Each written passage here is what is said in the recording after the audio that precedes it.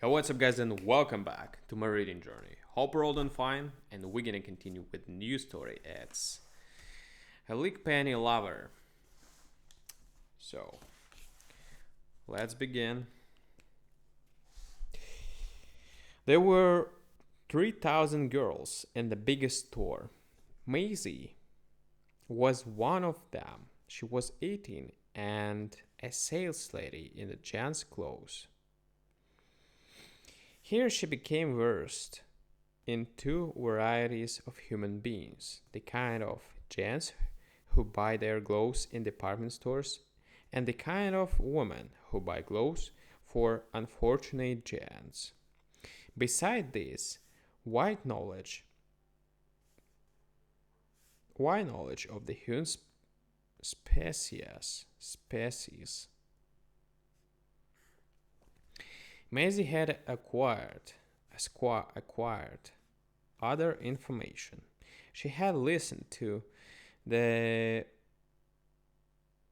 promulgated promulgated wisdom of the 2,888 other girls and had stored it in a brain that was as secretive and wary as that of a Maltese cat.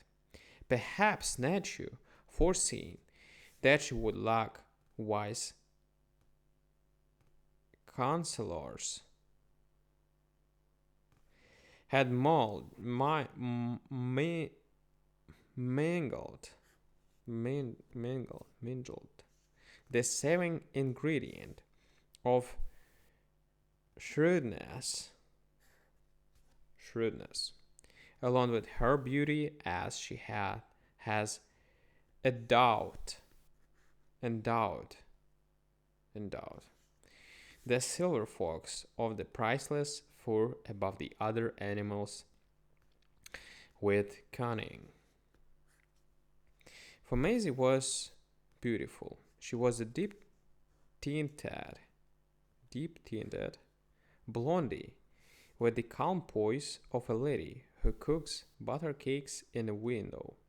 She stood behind her counter in the biggest store, and as you closed your hand over the tape line for your glove measure, you thought of Heap. Heap. And as you looked again, you wondered how she had come by Minerva's eyes. When the floor walker was not looking, Maisie chewed tutti frutti. Tutti frutti. When he was looking, she gazed up as if at the clouds and smiled wistfully. That is the shop girl smile, and I enjoin you to shun it unless you are well fortified. Well fortified. With callosity of the heart, caramels, and a congeniality for the coppers of Cupid. This smile belonged to Maisie's recreation hours and not to the store, but the floor walker must have his own. He is the Shylock of the stores. When he comes nosing around, the bridge of his nose is a tall bridge. It is goo goo eyes or gid when he looks towards a pretty girl. Of papers printed news of one over 80 years of age. One day, Irving, Carter, painter, millionaire, traveler, poet, automobilist, happened to enter the biggest store. It's due to him to add that his visit was not voluntary. Filial duty, filial duty took him by the collar and dragged him inside, while his mother philandered among the bronze and terracotta statue, statues. Carter strolled across the glove counter in order to shut a few minutes on the wing. His need for gloves was genuine. He had forgotten to bring a pair with him, but his action hardly calls for apology because he had never heard of glove counter flirtations. As he neared the vicinity of his fate, he hesitated, suddenly conscious of his unknown face of Cupid's less worthy profession. 3 or 4 cheap fellows sonorously garbed,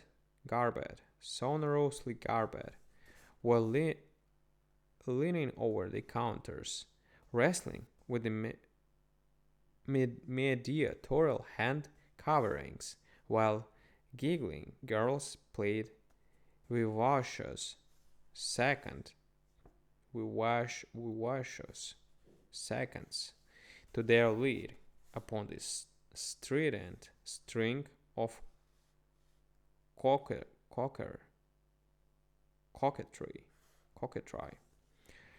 Carter would have retreated, but he had gone too far. Maisie confronted him behind her counter with a questioning look in eyes and coldly, beautifully, warmly blue as the glint of summer sunshine on an iceberg drifting in southern seas. And then Irving Carter, painter, millionaire, etc., felt a warm flush rise to this aristocratically pale face, but not from difference. The blush was intellectual in origin. He knew in a moment that he stood in the ranks of the ready-made youths who wooed the grilling girls at other counters. Himself leaned against the oaken, trysting place of a cockney Cupid with a desire in his heart for the flavor of a glow salesgirl. He was no more than Bill and Jack and Mickey, and then he felt a sudden tolerance for them and an elating, courageous contempt for the conventions upon which he had fed, and an unhesitating determination to have this perfect creature for his own. When the gloves were paid for and wrapped, Carter lingered for a moment. The dimples at the corners of Maisie's damask mouth depended.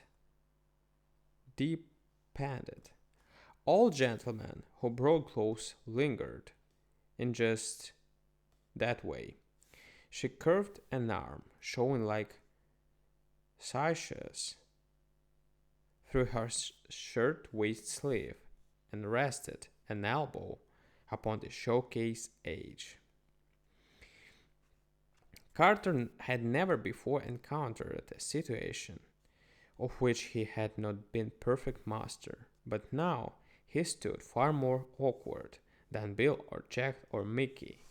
He had no chance of meeting this beautiful girl socially. His mind struggled to recall the nature and habits of girls as he had read of or heard of them. Somehow He had received the idea that they sometimes did not insist too strictly upon the regular channels of introduction. His heart beat loud. His heart beat loudly at the thought of proposing an unconventional meeting with this lovely and virginal being. But the tumult in his heart gave him courage. All right, guys, the story goes on, and we're gonna continue and figure out what's gonna happen between these two guys, but tomorrow. Thank you for joining me today, and see you. Bye. Thanks.